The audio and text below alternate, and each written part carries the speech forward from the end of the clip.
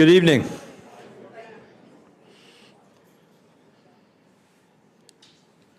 Welcome to St. Jerome's University. My name is Peter Meehan. I'm the President and Vice Chancellor, and it is my great pleasure to welcome you to our final lecture in Catholic Experience for the 2023-24 season. I'm going to begin with a land acknowledgement. We acknowledge with respect that St. Jerome's University and the University of Waterloo reside and operate on the traditional territory of the Attawandaron, Anishinaabe, and Haudenosaunee peoples.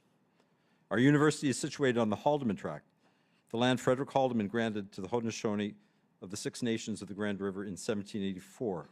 That includes 10 kilometers on both sides of the Grand River and extends from its source to Lake Erie. We give thanks for the privilege to work and live on this land, and we are committed to building respectful relationships with Indigenous people and communities to enhance our knowledge and learn how we can have an active role in reconciliation. A little background on the lectures in Catholic Experience. Since 1982, St. Jerome's University has offered lectures in Catholic Experience to our local community, providing opportunities and experts that help us to engage with the critical issues and questions at the intersections of our time, including religion and politics, spirituality, ecological responsibility, ecumenism, the media, and tonight, science. This year's theme for the lectures, Legacies and Lessons, confronts themes, including the increasing gap between rich and poor, the importance of equity, diversity, and inclusion, sustainability and its implications for the very future of our planet, and justice for and reconciliation with Indigenous people. Our hope is that the program of speakers we've engaged this year has allowed us to explore, challenge, and walk our own synodal path to see the importance of encounter and dialogue, and to understand the need for changes in both the Church and the world that will be meaningful and lasting. And now a few words about our speaker. The worlds of faith and science, the subject for our talk this evening, were captured beautifully by Pope John Paul II in his important 1998 encyclical Fides et Ratio, in which he observes that faith without reason, quote, withers into superstition. For John Paul, faith and reason are, quote, like two wings on which the human spirit rises to contemplation of truth. And God has placed in the human heart a desire to know the truth, in a word, to know himself, so that by knowing and loving God, men and women may also come to the fullness of truth about themselves. Guy Consolmagno is a native of Detroit, Michigan. He holds a master's degree in Earth and Planetary Sciences from the Massachusetts Institute of Technology, and a PhD in Planetary Science from the University of Arizona. Following terms as a postdoctoral fellow and lecturer at the Harvard College Observatory and at MIT, in 1983, Guy left academia to join the U.S. Peace Corps, serving for 2 years as a teacher of physics and astronomy in Kenya. Upon his return to the U.S., he became an assistant professor of physics at Lafayette College in Easton, Pennsylvania, before entering the Jesuit order in 1989. After taking vows as a Jesuit brother in 1991, he studied philosophy and theology at Loyola University Chicago and physics at the University of Chicago before being assigned to the Vatican Observatory at Castel Gandolfo in 1993. Brother Guy's research has focused on the connections between meteorites and asteroids, and the origin and evolution of small bodies in the solar system. In addition to his work at the Vatican Observatory, he has served on the governing boards of the Meteoritical Society, the International Astronomical Union, and the American Astronomical Society Division for Planetary Sciences. He is the author of more than 40 refereed scientific papers and has co-authored several popular books on astronomy, which have been translated into multiple languages. For his remarkable contributions to planetary science, in 2000, the International Astronomical Union named an asteroid in his honor, 4597 Consolmagno. In 2014, he was awarded the Carl Sagan Medal for outstanding communication by an active planetary scientist by the American Astronomical Society. Capping his wonderful body of contributions to the worlds of science and faith, in 2015, Brother Guy was named by Pope Francis as the director of the Vatican Observatory.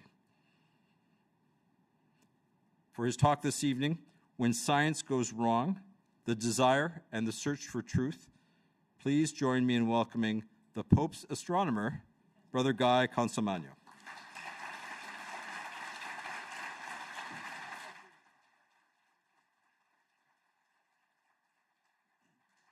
It's a delight to be back here. As you heard, I'm from Detroit. I tell people I was born north of Canada. And this really does feel like home. When I would go to school in Boston, I, of course, would do the 401 and the QEW to more times than I want to count. What I'd like to do is talk about topics that are first in this book. This is a new book. I've got it up there, so you'll all go out and buy 5 copies. The important thing really is the second author, Christopher M. Graney. Chris Graney is a good friend and colleague, a fellow member of the Vatican Observatory as an adjunct scholar. He's a historian of science, and he's the one who dug up a number of the things we're talking about today. And since I've mentioned the Vatican Observatory, let me start with a little video that tells you a little bit about the Vatican Observatory. And I'll use the video instead of me talking because the guy who talks in the video is much better than I am.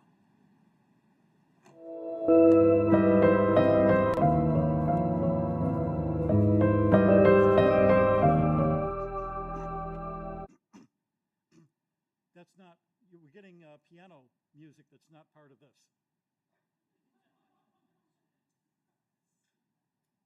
Right. You know?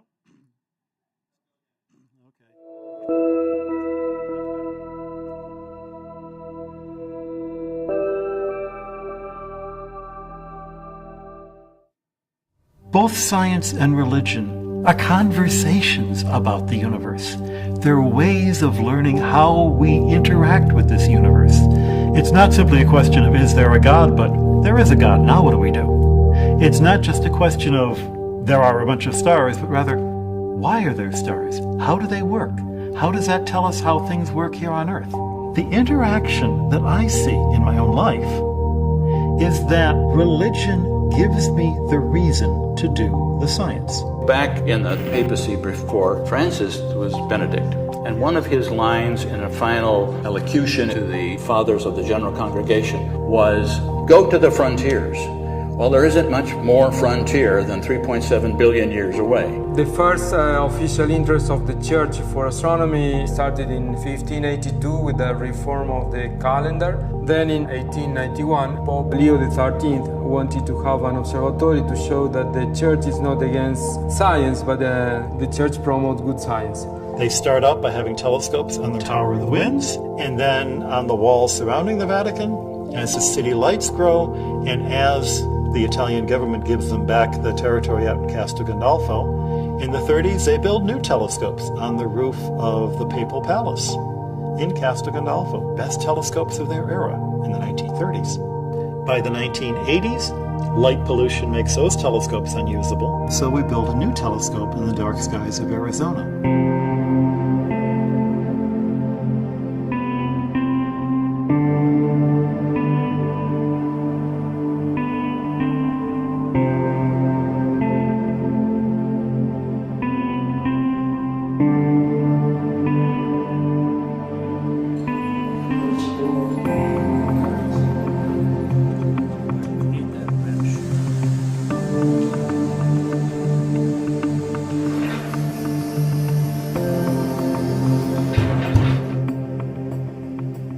I'm Father Jean-Baptiste Kikwaya Eluo. I'm working in 3 projects. The first one is NEOS, Near Earth Object. So what I'm doing with NEOS is just observe them using our modern telescope VAT. The second project is meteors. I worked on very faint meteors, what we call shooting stars. And the third project is set fireball network.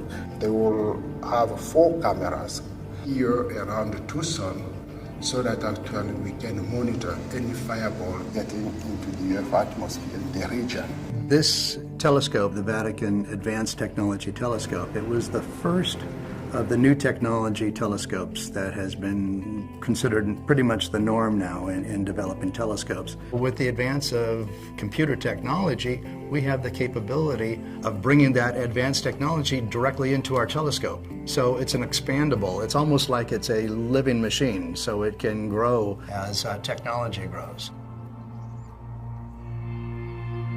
It is still very important to maintain scientific research at the Vatican, simply because there is still a lot of confusion about this relationship between science and faith.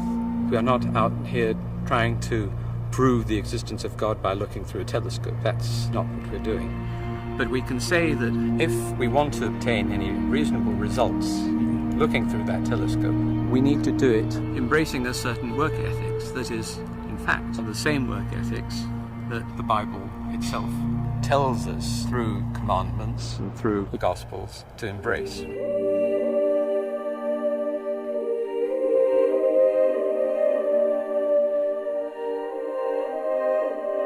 Human beings look at the stars and wonder. They want to know, what is that? What is that about? How do I fit in? They hear about the moon landing and they want to know, what was that like? If we're part of the human race, we're part of the race that went to the moon. We're part of the species that looked at the stars and wondered, what the heck are those things? Looking at the sky reminds you that there's more to the universe than what's for lunch. What's more, if you believe in a universe that God so loved that he sent his son, then not only are you going to want to study the universe because it's kind of cool, it's an act of worship. It's an act of getting closer to the Creator and getting closer to a universe, as St. Athanasius said 1,500 years ago, was cleansed and quickened by the Incarnation.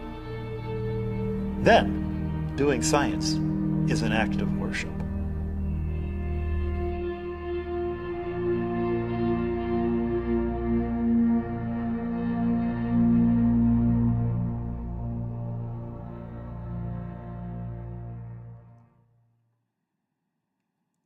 I want to start with some, historic misideas of people had about the universe and how we study it. I remind you that astronomy is not the study of stars and planets. It's the study of what human beings have thought about stars and planets. And maybe many of you have seen this image of the medieval view of the universe, a flat world with a dome and somebody trying to peer through it. One of the important lessons of this image is that it's not a medieval view of the universe. It's a 19th century idea of what the medievals thought, which is completely wrong. And it was really reflecting a 19th century idea that people in the past were really stupid. And we're so much smarter today. That's a prejudice that a lot of us have when we look at the astronomy of the past. And I hope in some ways to both build up and tear down that image when we look at how people in the past tried to understand the universe they were looking at. There was a time, of course, when people thought the world was flat. And if you don't believe me, look out the window. It's a flat world there. You can see the sky coming down all the way to the horizon. So we are under a dome. You don't have to dig very far, you'll find water, or you can look up and water falls out of the sky. So clearly there is this separation of water above and below. That's what's described in Genesis. Now it's important to remember that the authors of Genesis were not telling us about science. They were simply repeating what everybody knew. That was the common cosmology of Babylon. And the people who wrote Genesis were the Jewish scholars in the Babylonian captivity. We know that because there are Babylonian words that you find in the original Genesis. What's new in Genesis is not the story of the science, but the story of how God interacts with the science. The Genesis myth, the Babylonian myth was there were a bunch of gods who were having a fight, a dragon came along, they killed the dragon, human beings were made by accident inside the corpse of the dragon, and these human beings got together and did something that the gods never expected. They created the pinnacle of human society, the city of Babylon. And the Jewish scholars didn't want their kids hearing that. So all the things that are different from that are what's important in Genesis. Number one, in the beginning, God's already there. One God, not a God in nature, a God outside of nature. The first thing God does is to create light. Nothing is hidden, nothing is in the dark. The universe is made in a system that is as logical as day follows night. And at every step along the way, we learn it is good. Or as one scholar tells me, you could translate that as God looks at the world and goes, yeah, that works. And what's the pinnacle of creation? What is all of creation aimed towards? What is the last thing created? The Sabbath. The day that makes us more than just well-fed cows. The day where we have a chance to do art and literature and music and contemplate the universe, even though it may not fill our stomachs directly. We were made to be astronomers. Now, the Babylonian science was already overthrown 100 years later by the Greeks. Just looking at the shadow of the earth during an eclipse, you can see that the world itself is round, just like the sun and the moon are round. And with that round earth, there are various layers. The stars that seem to be fixed, except they move around the earth once every 23 hours and 56 minutes. They didn't quite time it that well. And the motions of the planets. And then at the center, at the bottom of the universe, not the center because it was important, but the bottom because it was the dregs, it was the sump of the universe, was rocky stuff. Rocky stuff falls through everything. It even falls through water. Air bubbles bubble up, so obviously its natural place is above water. And then if you look at sunsets or the aurora, you can see fire in the sky. And those were the four elements, the fire going up, even in air, water going down through fire and air to get to its natural place. That, again, was common sense. That was an observation that anyone could make. That comes out of Aristotle, and it's a physics that held sway for 1,500 years. But there's this interesting problem, and this is a story that most people have forgotten, but was well known in the medieval times and in the Greek times. We know that there's a whole lot of air above the earth. We know that there's a whole lot of earth. We know there's a whole lot of fire above the air. So how come there isn't a whole lot of water, enough to completely cover the earth? Why is it we have just a little tracing of water on the surface? Well, people who had forgotten how to read Scripture were taking the story of Genesis, which was written for a totally different cosmology, and tried to apply it when they read, here's the answer. It was God. He let the waters that were under the heaven be gathered in one place, and that let the dry land appear, and so it was done.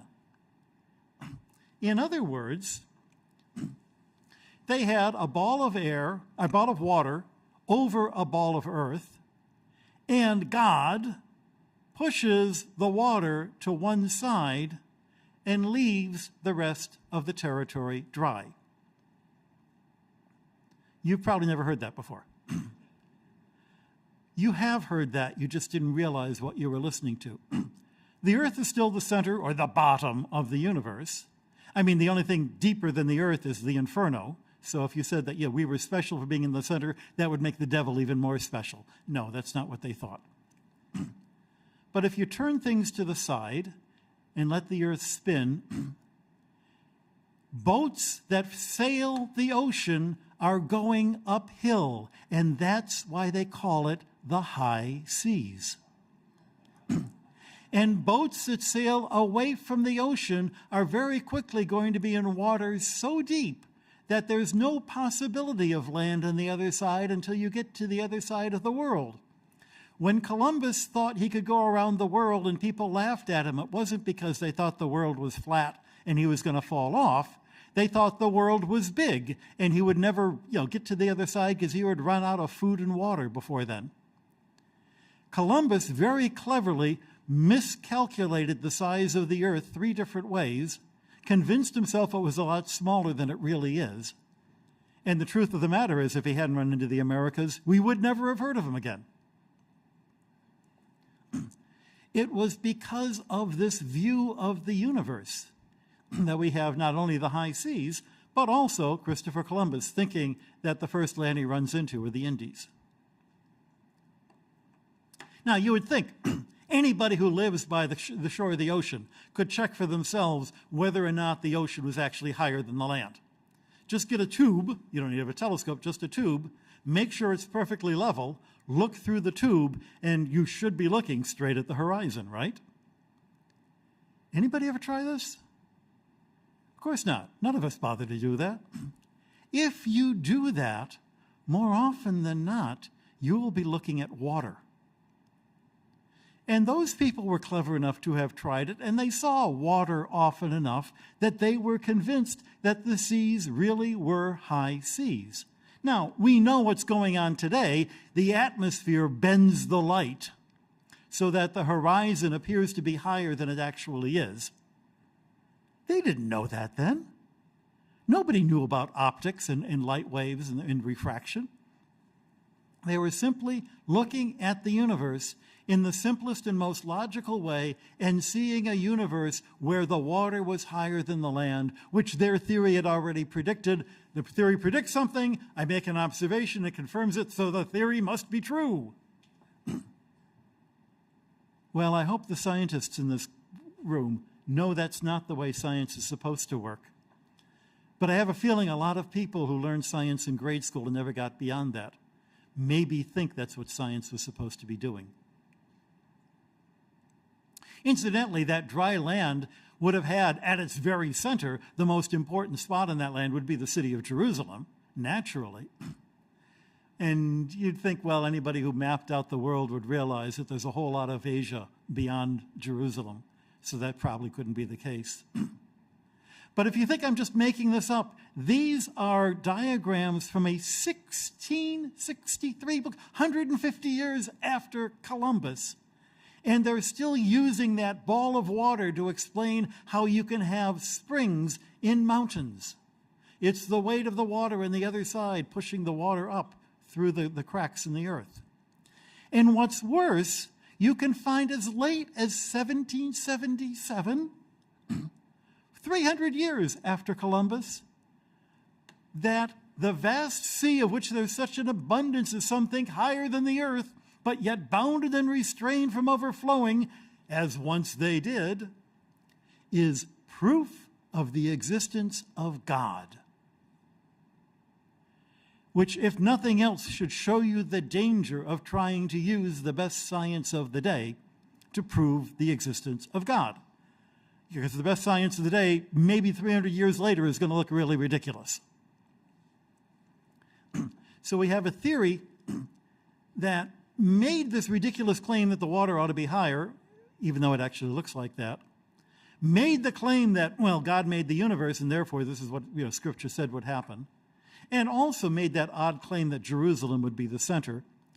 Actually, if you do a mathematical mapping of all the dry land and find the center of it, when you include the Americas, it's actually not all that far from Jerusalem. But, coincidences do happen. Now, Aristotle had other ideas besides the 4 materials. There are above the earth the 7 planets, the 7 things that move in the sky. And he thought that they were in transparent or crystalline spheres that themselves rotate around the earth. And 7's a really interesting number because what else comes in 7s? Well, 7 can't be divided, so it's something magical. And the sky was being used for a calendar. One complete set of phases of the moon gives us a month, which was the original idea of a month. And the positions of the stars repeat themselves, and that gives us a year. And by knowing which stars are up, you can even figure out when to plant your crops, when to harvest your crops. The other timekeeping that gives us are the days of the week. Even in English, we have Saturn Day and Sunday and Moon Day. And the other days of the week are just the Norse versions of what we will have in French or Italian. I'll do it in Italian. Lunardi, Monday. Martedì, Mars Day. Mercoledì, Mercury Day. Giovedì, Jupiter Day. Venerdì, Venus Day. The 7 days of the week are patterned on the 7 planets. Knowing how these planets move is really important, especially if you believe that the motions of the planets control things here on Earth. After all, every time Orion is up, I get sick. I come down with the flu. Therefore, it must be the influence of those stars. And I believe that so much that I call the disease that I get influenza. Where do you think these words come from? The high seas. Saturn Day, Sunday, Monday.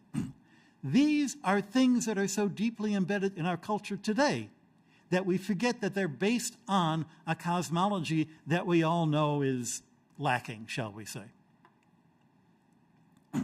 One of the real problems when you look at the planets, this dot represents the position of Mars every 4 days relative to the background stars.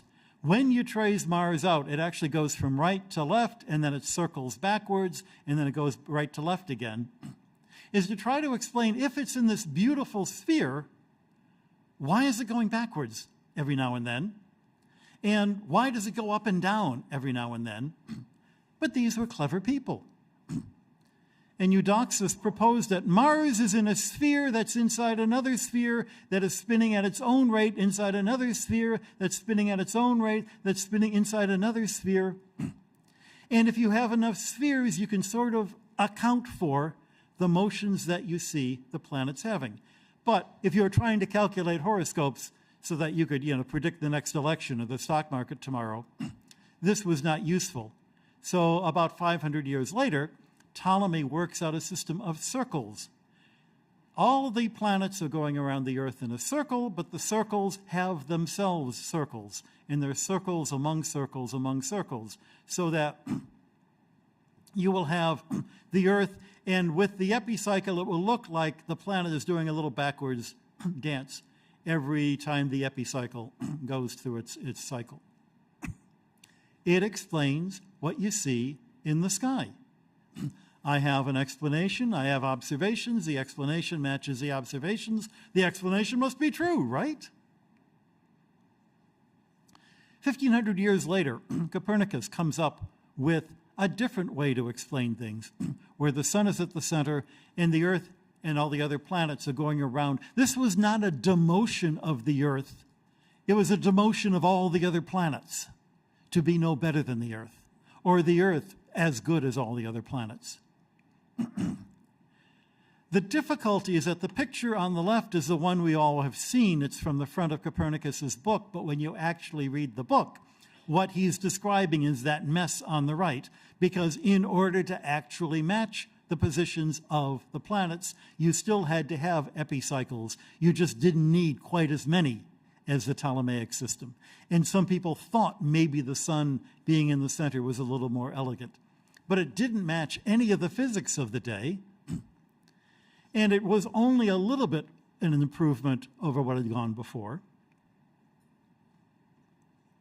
On the other hand, if the Earth is moving faster than Mars, then you will see Mars going backwards and forwards the way that the epicycles did. So at least it matched the observations as well as Ptolemaic system. But there was another way you could explain the motions of the planets. What if you still have the Earth standing still? You've got the sun going around the Earth, but then all of the other planets go around the sun. If you think of it, this system is exactly the same as the Copernican system, just with a different origin, except for the positions of the stars. So nothing that Galileo sees in his telescope can rule between the Tycho Brahe system here and the Copernican system, except if you look at stars. So what happens when you look at stars? If the Earth is moving around the sun the way Copernicus wanted it, and you were looking at a star that was close by compared to stars far away, half a year later, that star would appear to be in front of other stars. It's called parallax. You can see parallax by just moving your head back and forth and looking at the podium compared to the window behind me. You can see that one appears to move relative to the other. If the Earth is moving, do we see some stars moving relative to the other? And the answer is no. No one at that time could see any parallax motion.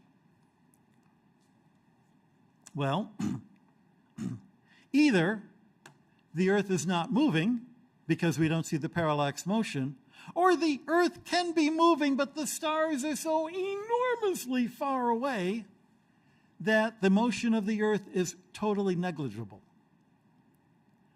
Which of these things is true? It depends on figuring out how far away are the stars. Well, how do you measure the distance to even the nearest stars?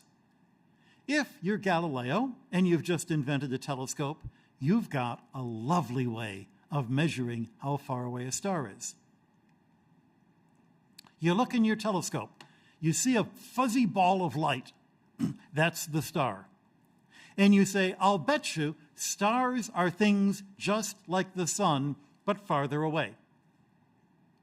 If that's something the same size as the sun, and I measure that it is actually 1/2000th the radius of the sun in terms of the angle, then it must be 2,000 times farther away from us than the sun is. And that's the calculation he makes. The trouble is, if the stars were that close, you still would see parallax. And when you read Galileo's books, he says with great confidence, someday soon we'll find that parallax with the right combination of bright stars and dim stars, and I'll be shown to be right.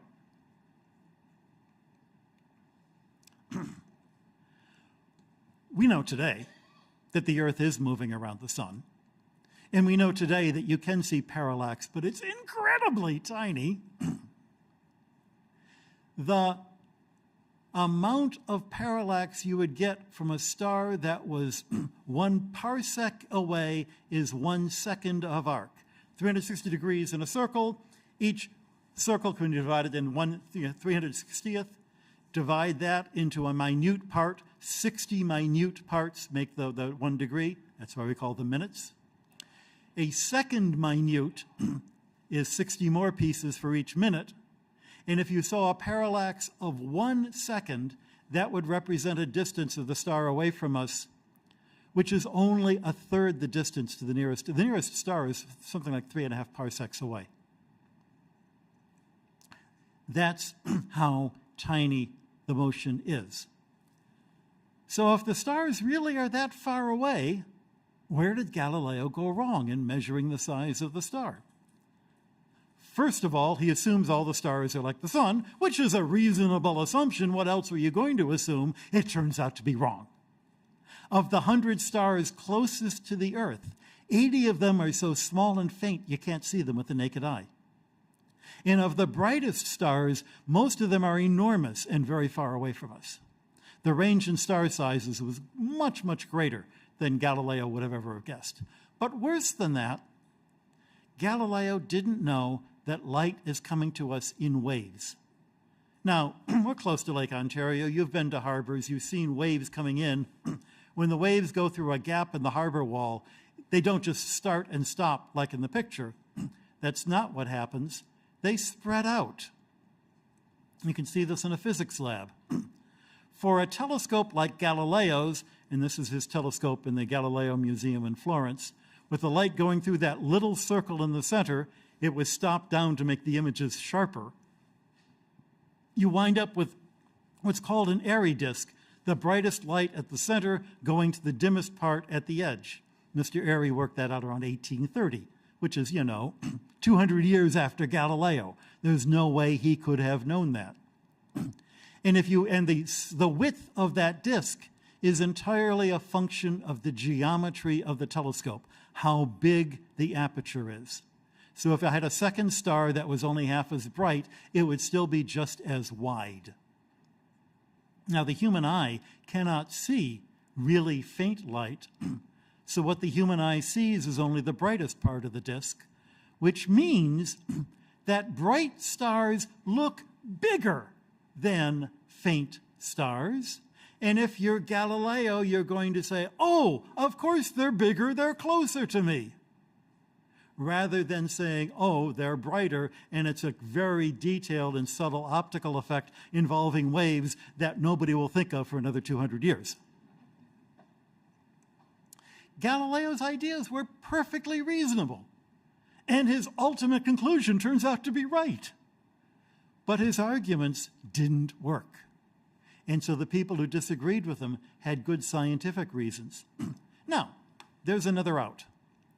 The stars are like our sun, have sizes seen in telescopes, then they're nearby, and therefore the Earth doesn't move. That was the people who were arguing against Galileo. But those who really liked the Copernican system anyway, for who knows what reasons, it felt right. And, at the end, they were correct.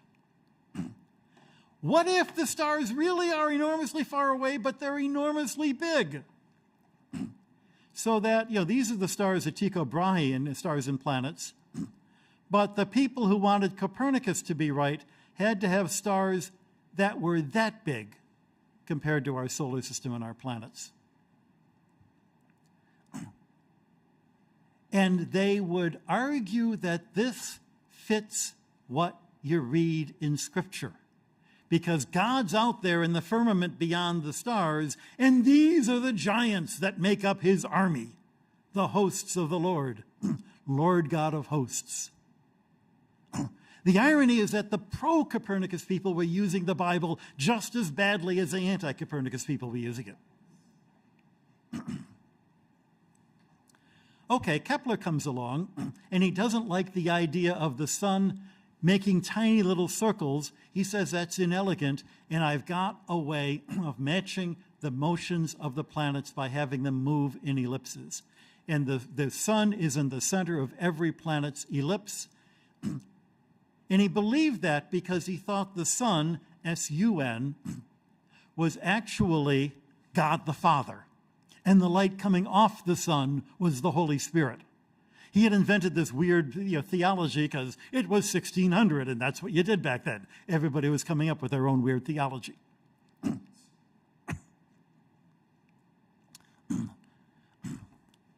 I've given a couple of stories of science in the past that was kind of goofy.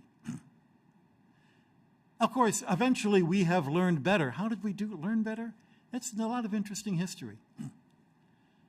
And I've also given you some examples of how faith and science got mixed up in a really poor way. But we have lived through a much more recent episode of science and people doubting science, often doing it on the basis of faith. As the author of this article, Trish Harrison Warren, who's an Anglican priest, put it, it shows that idea of a split between faith and science has practical and serious problems in our culture. If you have been taught by your religion not to trust science, then you'll be very suspicious of authority that tells you everybody should get the vaccine. And as we know, there were a lot of people who vigorously fought the idea of getting a vaccine. 2 of my close friends were among that group, who are very, very sharp people. And sadly, they're both dead now. And there's a reason to not trust medicine perfectly. I'm old enough to remember the horror of thalidomide. This was a drug devised to help women with morning sickness. It was approved in Europe, but not in the United States. And we found that it, gives birth defects. I have got a friend in England who was, a thalidomide baby. He's now 65 years old. Medicine gets it wrong sometimes. Science gets it wrong sometimes. Vaccines sometimes fail. Vaccines, in fact, don't prevent you from getting the disease. I got COVID even though I got all the shots. A mild case. Medicine isn't perfect. And people who make medicines are not perfect. They'll cheat the system. They'll do whatever they can to, sell more drugs and to beat out the other guy. And the temptation will always be there to cut corners. People who distrust science are not fools. Science gets even worse than coming up with medicines that are not perfect. It comes up every now and then with a really bad idea, like eugenics. You wonder about the people, the religious people 100 years ago who were fighting evolution. We've probably all heard about the Scopes trial. The fellow in Tennessee who was teaching biology and teaching evolution, and he was put on trial. Books, plays, movies have been made about him as the hero, until you actually read the textbook that he was using. And like a lot of pop science, it took the perfectly reasonable idea of evolution and pushed it beyond reason. It takes, a couple of snap phrases. Survival of the fittest. Well, if I have survived, I must be the fittest. Not only that, if I'm rich and you're poor, it's only natural. It's nature saying that I'm superior to you. And it's not even worth my while to try to improve your lot because you're naturally inferior. Not only that, but I can improve this wonderful nation full of immigrants by choosing which immigrants to get to come here. Or even sterilizing the people who I think are inferior. There were 70,000 women in the United States, mostly minorities, who were sterilized by government programs as late as the 1970s. There were laws in America to keep people with vowels at the end of their name from getting in. They took a look at my grandpa, who they said, we don't want any more like him. Grandpa, by the way, came to America not speaking any English, wound up going to one of the best high schools in Boston, then Boston University, and got a law degree. So he did okay for himself. But that idea that we could improve the human race, and science said it was true, we now know is garbage science. People worked out a lot of the statistics that our science students have to learn now and drive you nuts were originally developed by the eugenicists trying to figure out why it wasn't working, and they eventually decided it wasn't working because the theory was bogus. And they've got the statistics to prove it. But that took 50 years. Until then, the only people speaking out against was the church because they said it's immoral. To which then people said, oh, the church thinks it's immoral, therefore the church must be anti-science. There are other issues such as you're breeding for superior people. What do you count as superior?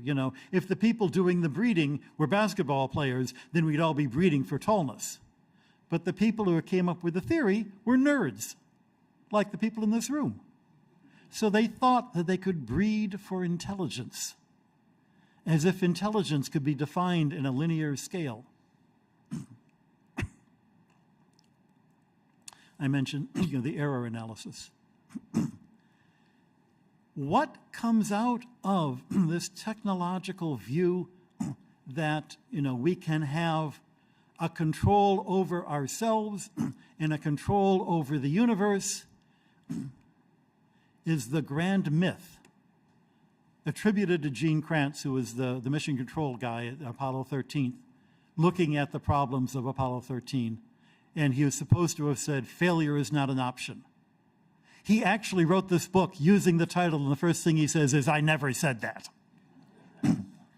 Because that misunderstands what science is. That's the pop view.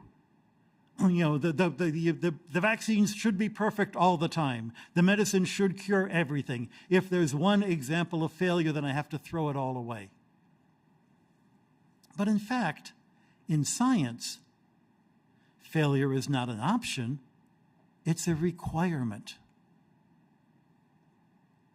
I was on the sailing team when I was at MIT. Now, in those days, the Charles River was filthy. If you fell in the Charles River, you had to get a tetanus shot. The 3 years that I was on the team, I never once capsized my dinghy. And I never once won a race. It's hard learning to fail. It's hard learning to look at the scientific results that don't quite work and say, do I just have to work the experiment a little bit harder to find that parallax? Or do I say, okay, the theory's wrong, go look for something else? And there's no easy calculus that can tell you infallibly which is going to be the right answer. And sometimes failure, like with thalidomide, or eugenics, has horrible consequences. So I don't say learning to fail lightly is necessary. But there's something else to remember about failure, about error. We've got on the left the Ptolemaic system, and circles within circles. The fact is, what even Ptolemy had to do in order to match the positions of the planets was to have many circles, circles within circles within circles within circles. Kepler had a beautiful ellipse, much simpler. However, we now know a body in orbit around the sun follows an ellipse only if there's no other planet tugging on it. And yet we've got a solar system of 8 planets and half a dozen dwarf planets and lots of asteroids and comets. If Kepler had one more decimal plate of precision in his planetary positions, he would have realized that the ellipse doesn't work. Whereas Ptolemy could just keep adding circles until he could match any possible orbit. What do I mean by any? Go on YouTube and look up Ptolemy Homer Simpson. And you'll find a little movie where a guy has traced out Homer Simpson using Ptolemaic circles. Those of you who have had math may recognize this as a Fourier series. So which is better? The system that gives you the perfect answer without error, but is utterly sterile because it really doesn't tell you anything, or the system that has a little bit of error, but you can half close your eyes and ignore it because it gives Isaac Newton his theory of gravity.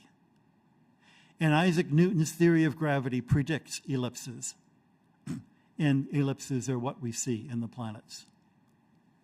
The whole point of science isn't to get the perfect answer in the back of the book. That's the way we teach science. But when we're teaching science to get the answers in the back of the book, we're not teaching science. It's like music. Those are finger exercises. Those are playing scales.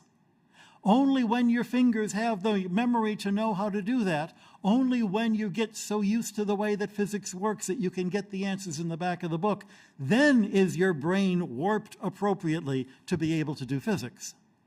And if you don't think it's a weird warping, try teaching freshmen. But the point of the science isn't to get the right answer. The point of the science is to explore the things where we don't have the answers.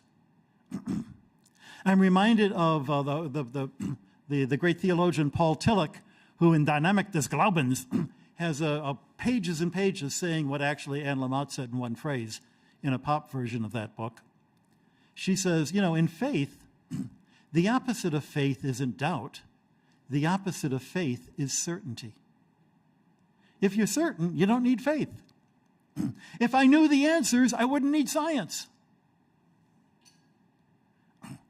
And with this connection, maybe you can see what I've actually been doing all this time. I've not really been talking about science. I've been talking about faith. And the importance in faith to recognize that I don't know it all. And the importance in faith to be able to say, I was wrong, I'm sorry. My dad, wonderful, wonderful person, had this wonderful image that I'm sure he stole from someplace, but I'll never forget it. Knowledge, he says, is like an island. The more you know, the bigger the island. But the bigger the island, the longer the shoreline between what you know and what you don't know, that ocean that you don't know. In other words, the more you know, the more you realize you don't know. And in a life of faith, the better you are, the more you realize your failings. So if you think you're pretty good, it's because your island of faith is really tiny.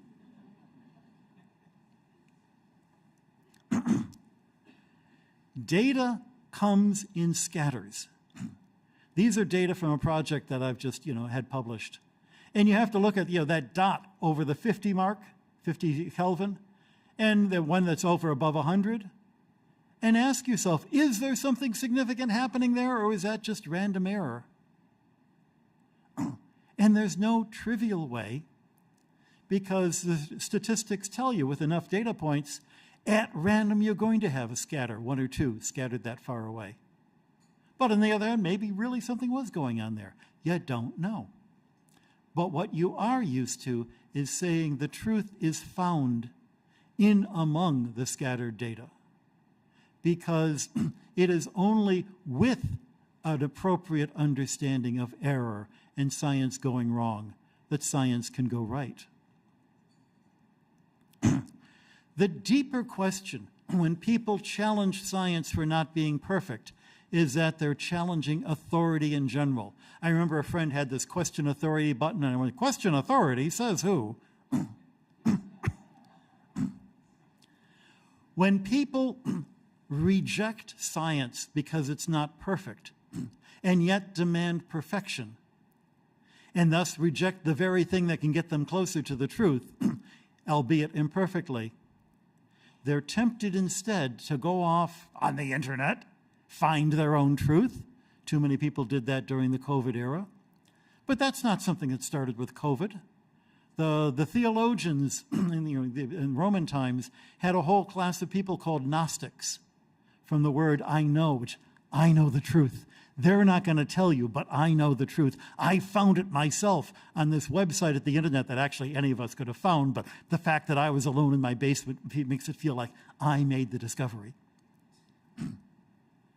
That's what the snake was telling Adam and Eve. I've got the secret knowledge. God doesn't want you to know that, but let me tell you.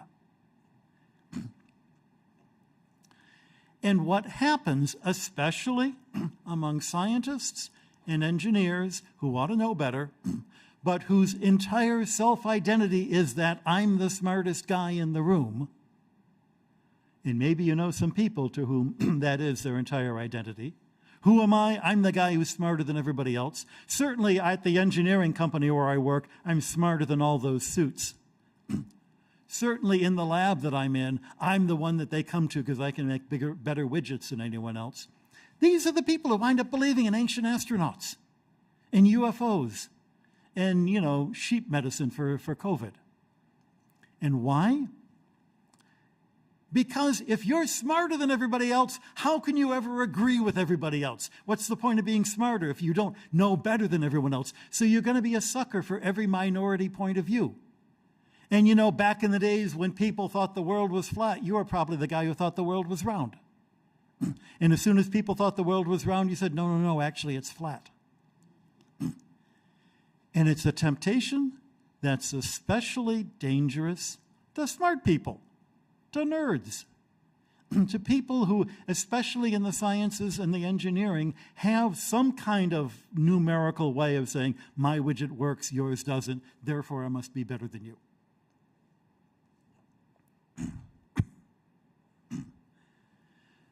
The stories that I told at the beginning of this talk, the stories of the two spheres of water and earth, the stories of the cycles within cycles within cycles, the stories of the giant stars, all of these we now know are mistakes, science gone wrong. But they were also examples of science gone right. Aristotle's physics isn't great, but the fact that he thought that there were laws and trends and different kinds of material that would behave differently, that was a huge step forward, especially in a culture that thought that the gods did everything. The fact that, stars seem to have a size in the telescope got interesting when people realized that they could not actually see stars going dimly out when they went behind the moon, or in fact that the bigger your telescope, the smaller the stars looked. That got people to think about the way of nature of light, which we would have never have gotten before. Science going wrong is science going right. I've published papers on asteroids and meteorites. And one of my most cited papers is 1977. And you know what? There are important parts of that paper that are wrong. And I'm bragging, because a paper that has never been found to be wrong is a paper that nobody ever bothered to read. Science progresses by making itself obsolete. Failure is not an option, it's a requirement.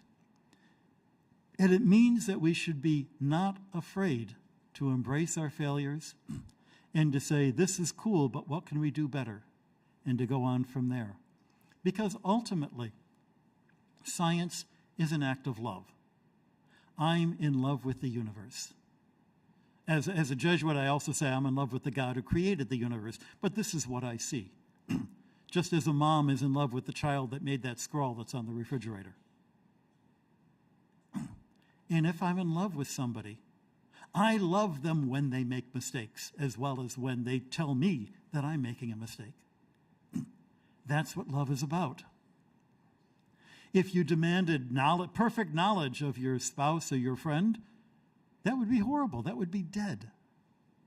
My parents were married for 72 years, and they were still discovering things about each other at the very end. Because it's an act of love, it's an act of accepting our shortcomings and the shortcomings of the people around us and enjoying them. One of my closest collaborators has a marvelous phrase that we are the sum of our pathologies. That's what makes us interesting. And thank God for them. Thank God for the errors that science makes. Thank you very much.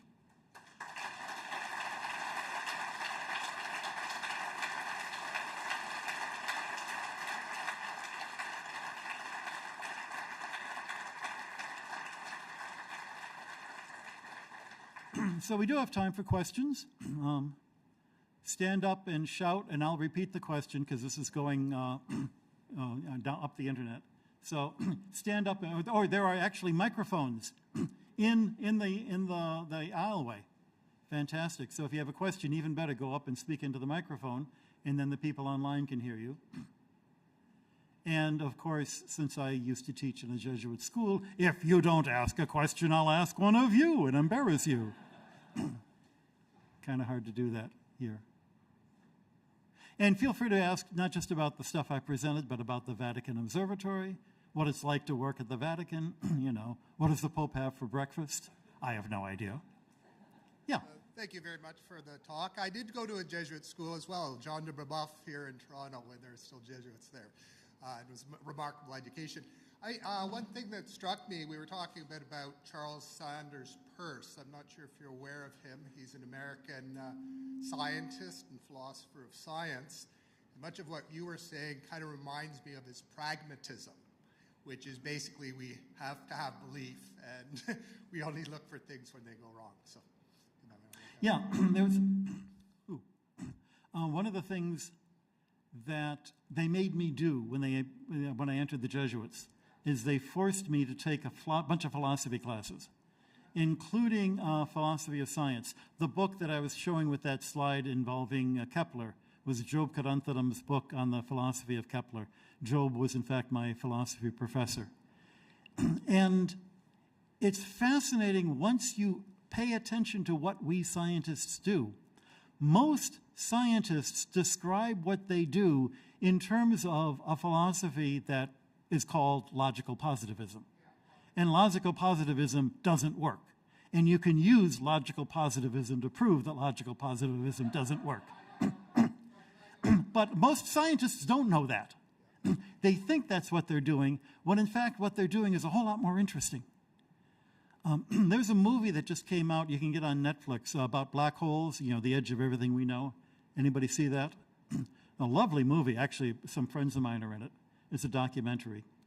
And at one point, a couple of the scientists working with Stephen Hawking have been working for 4 years to try to get a theory to work. And one of the guys turns to the camera and he says, well, I believe it's got to work. I wouldn't be putting all this effort into it if I didn't believe. We need belief. We need belief in our science. But we also need the evidence. So just as people would say that, oh, religion is nothing but blind belief and science is based on facts and experience, real science is based on belief. And every religion starts with a religious experience, which is a real experience. An experience that you have to explain some way or another. Whether it's the feeling you get when you're holding a newborn, or the feeling you get walking down the street and suddenly you're hit by an insight that completely changes the way you see the world, the way that Thomas Merton did. It's experience that then we try to explain with our theological theories, just as our, it's the experience in the lab that we try to explain with our physical theories. Not all that different. Yes? What's your feelings on the theory of Big Bang? So what do I think about the theory of the Big Bang? First of all, I love the theory. It is absolutely the best thing we have to describe what we see today. People who say that it's anti-religious don't realize that the guy who invented the theory was a Catholic priest, George Lemaitre, who happened to have a doctorate from MIT. And if he's from MIT, how could he be wrong? But you know what MIT is? It's the Waterloo of the United States.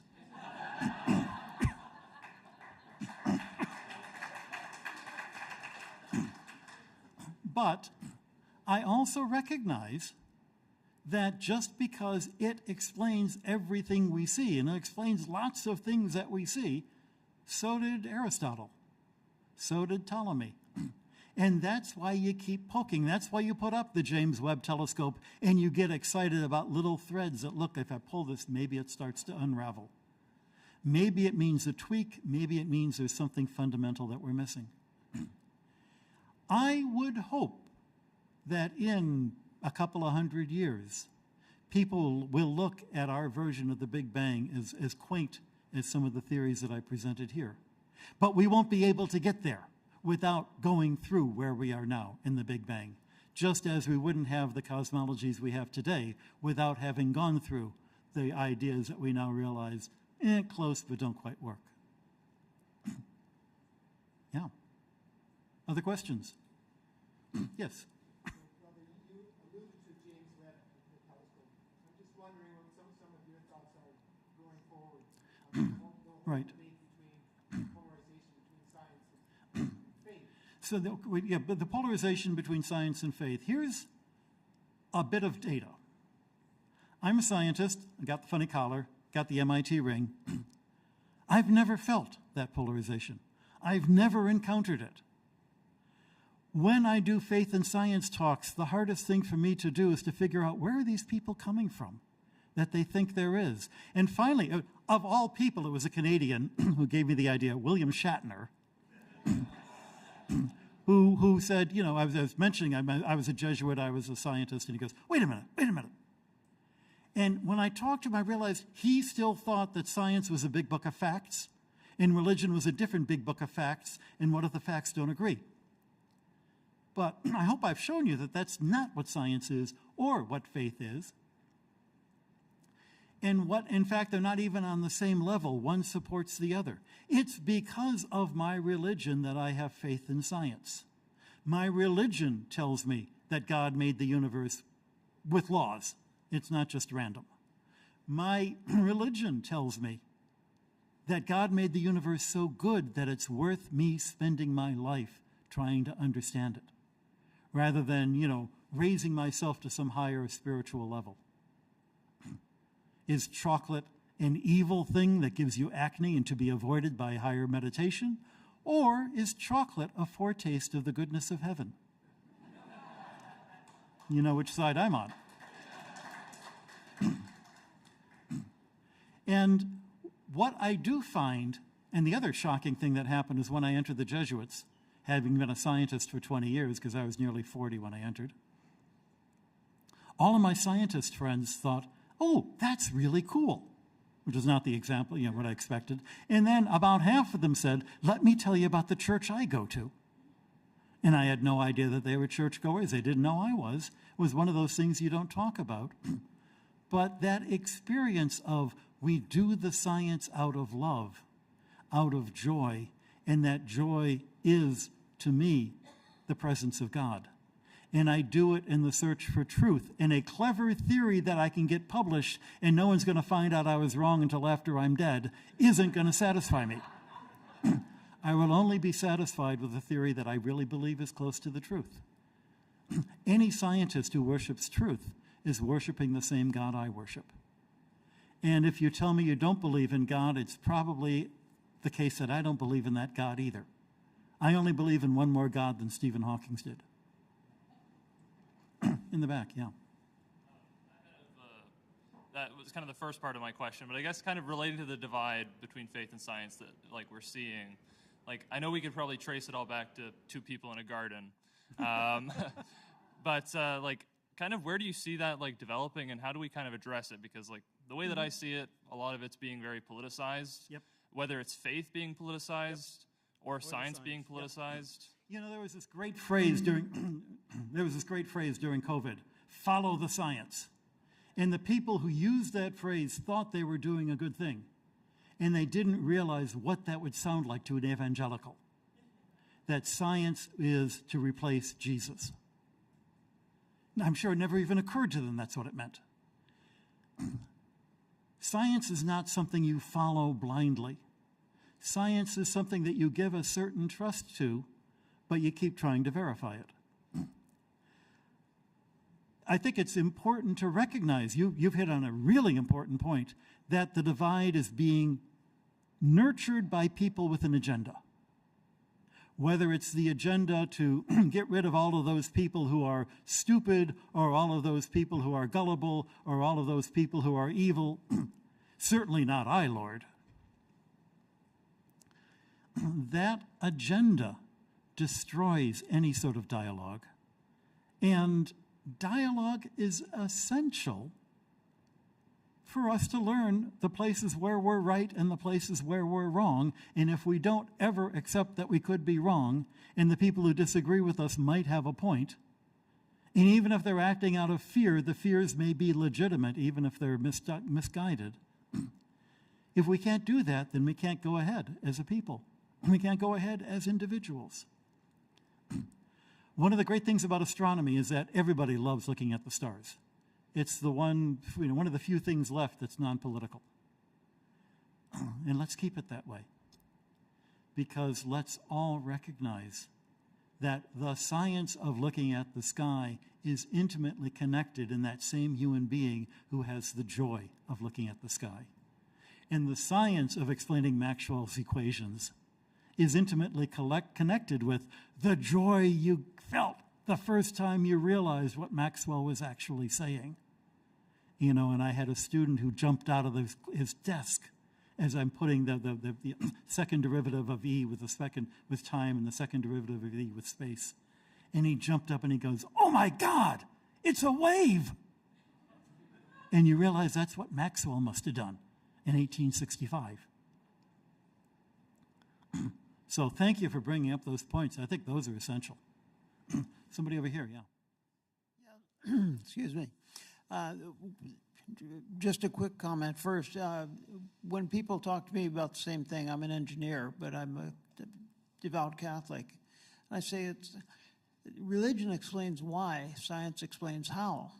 And don't use one to explain the other, because that's all wrong. Science gives you a lousy religion. Yeah, but your comment after 40 minutes was, I'm speaking to you about faith. Do you see a parallel in faith and what we believe and where that needs to go?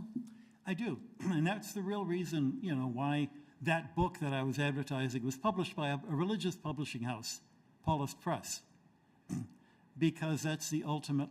We trust that science can get us closer to the truth. At the end of the day, we all believe that. We still drive cars and fly airplanes and use cell phones, which are all technology, but the technology is based on science. If we're willing to trust science even when sometimes it gets it wrong, can't we trust faith? Even though we realize sometimes we get it wrong? And trust it without, but not blindly. Trust it, but always looking to ask, where am I going wrong? And how do we learn that we're going wrong? By being in a community. If you're alone in the internet, you in the internet on your basement, you have a hard time actually finding truth. You mostly wind up hearing the echoes of what you already believe. It's only when you're in a community of people who you love and love you. That's why we've got universities. That's why scientists work in teams. When was the last time you saw a philosopher co-authoring a book with 3 other philosophers? When was the last time you saw a poet writing a poem with another poet? Oh, Lennon and McCartney. All right. Maybe we could have learned something from them. And I'll give you another famous example. Probably half the people in the room have heard this, but I just love it. It's so much fun. You walk into a kitchen, and the kettle's on, and it's boiling. And you ask somebody, why is the water boiling? And they could say, it's because the flame under the kettle is putting energy into the water molecules. Or they could say, because I want a cup of tea. Both are true answers. I guess we've got maybe time for 1 or 2 more. I've noticed, incidentally, I don't want to be too whatever. We've had 7 or 8 questions, and they've all been from guys. Don't the women have any questions? I thought we were beyond that by now. One more guy, sure. Well, partly I consider myself androgynous. Maybe I'm reaching that. Like Leopold Bloom, James Joyce's Leopold Bloom. I enjoyed your piece. I enjoyed and fully embraced the sense that humans are incomplete, are flawed, are limited, and fundamentally, and that's part of the human condition, and that, and yet we still desire knowledge and search for knowledge, and that's what makes baseball fun. Yeah. And I'd like to hear more about that in a minute. But one of the things I'm interested in is that the story of science is always kind of a story of progress and getting better and getting closer to the truth.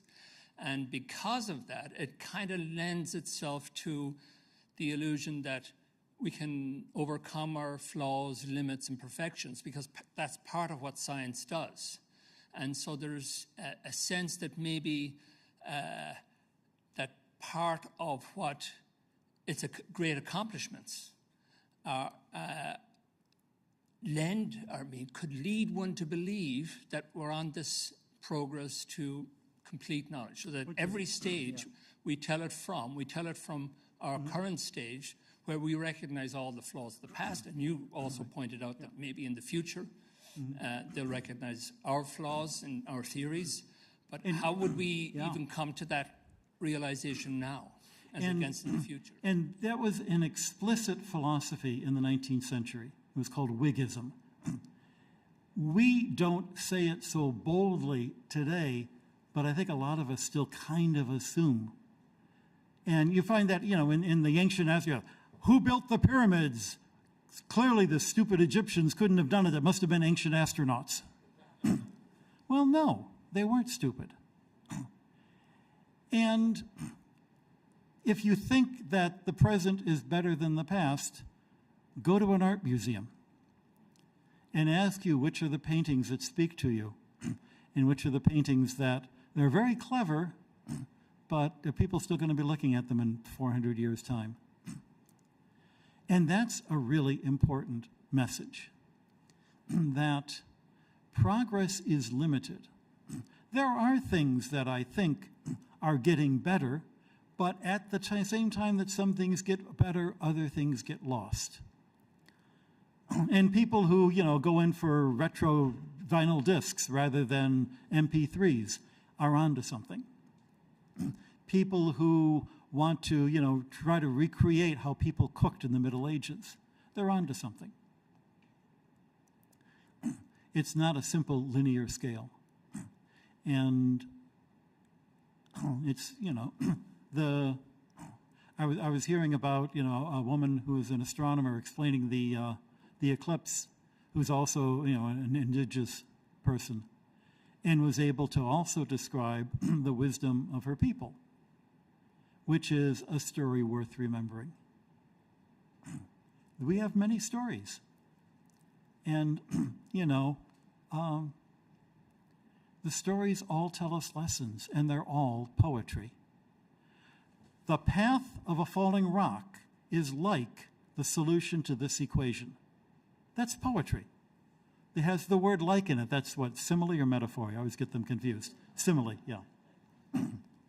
Because poetry is the only way and that even goes to, why I was making the analogy between faith and science, because that's a kind of poetry. I'm comfortable with science and how it progresses. What can that tell me about my faith? Which I'm a whole lot less comfortable talking about because it's a whole lot more personal. And I will take one more question, if it's from a woman.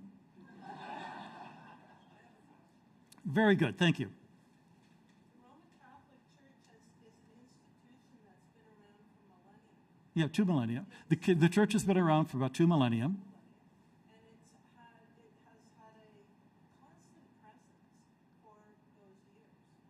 And it has influenced science for hundreds of years. And it's influenced science for, well, almost all of those years, I would argue. So how do you see the Roman Catholic Church and its relationship to science going forward? Right. And so what will be the relationship in the future?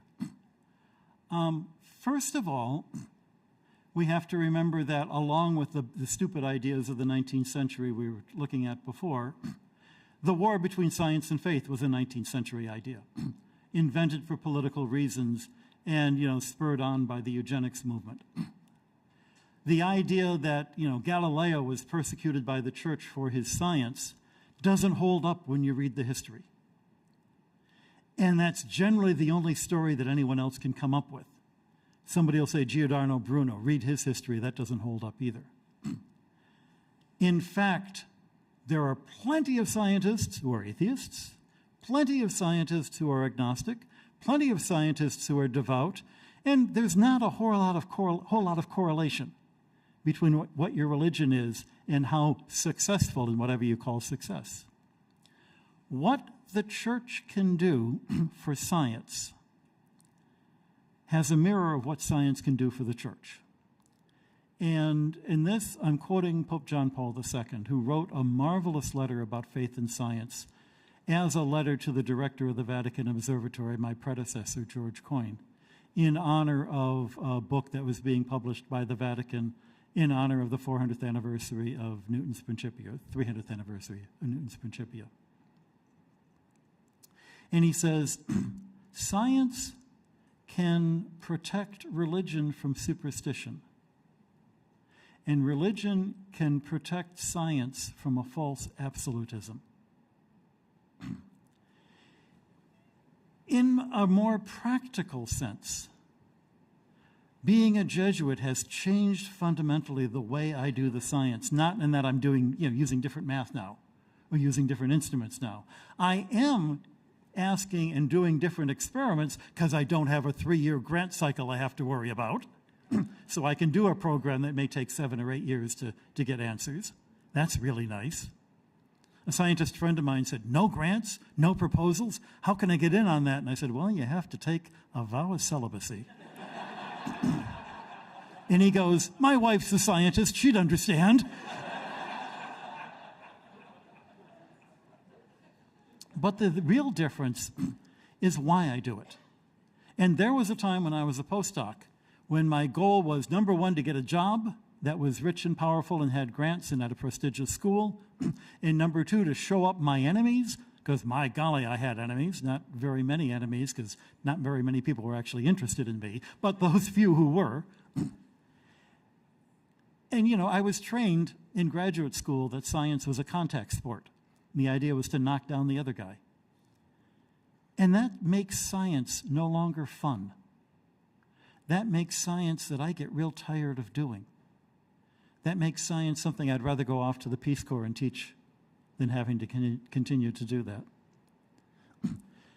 But now that I'm doing it just for the joy, the reason that I got into it in the first place when I was a kid, I also see that my collaborators who are not Jesuits start doing it for that reason. Start seeing, that's right. That's why I got into science. It's not just the only thing I know how to do that can, you know, pay a salary, which incidentally isn't true. I know a lot of failed scientists who have gone into the stock market. You can do Fourier analysis of the stock market. It's totally meaningless, but so is everything else that everybody's doing. And that, I hope, is a place where the church continues to encourage people to do the science, to not be afraid of the science, to not be afraid of the truth, but also not be afraid of saying, I don't think I have the whole truth. Because you need both of those to be able to take the next step, whatever the next step is. And that's such a great question. I'm going to end there. Thanks, everybody, for coming.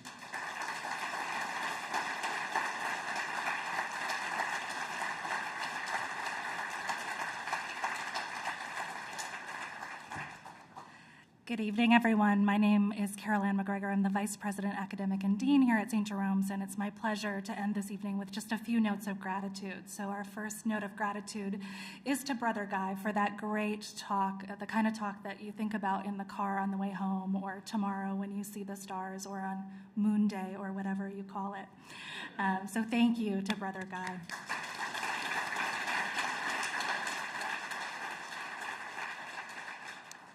These events don't come together on their own. I didn't build this stage. I didn't send the email that got you here, or if you saw the article in the Catholic Register. So thank you to our marketing and communications team here at St. Jerome's, to our facilities team, and to our IT team as well.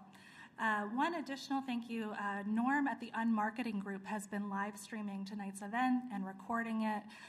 If you have a friend or colleague who would have really loved to hear tonight's talk and wasn't able to join us in person or for the live stream, please point them to the recording. You'll find it at www.sju.ca/LCE. This is actually our last lecture for the academic year, so thank you to those of you who have joined us. I know there are some folks in the crowd who have been at every one since 1982, so special thanks to those folks for coming out each and every time, and to those of you who've never been to a Lectures in Catholic Experience but came tonight to hear Brother Guy. We hope you'll stay on our list and join us next fall for an exciting series of events, so thank you very much.